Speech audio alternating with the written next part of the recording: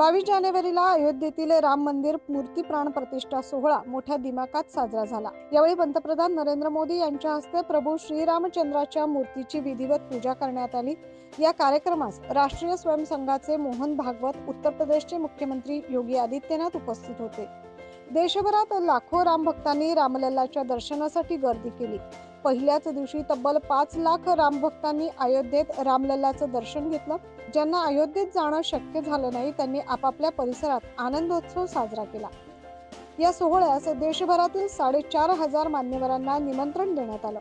महाराष्ट्राचे मुख्यमंत्री एकनाथ शिंदे, उपमुख्यमंत्री देवेंद्र फडणवीस, उपमुख्यमंत्री अजित पवार यांना निमंत्रण असताना ते 22 जानेवारीला अयोध्येत गेले नाही। यावर मुख्यमंत्री एकनाथ शिंदे यांनी या अभूतपूर्व सोहळ्याचे साक्षीदार फक्त मी उपमुख्यमंत्री देवेंद्र फडणवीस, उपमुख्यमंत्री अजित पवार यांना होणं योग्य नाही।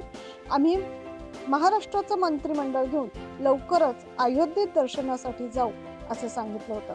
मात्र आता 5 फेब्रुवारीला महाराष्ट्राचं मंत्रिमंडळ अयोध्येमध्ये दर्शनासाठी जाणार आहे। त्यासाठी भाजपकडून याची जोरदार तयारी केली जाते। Bureau report 9 news Maharashtra.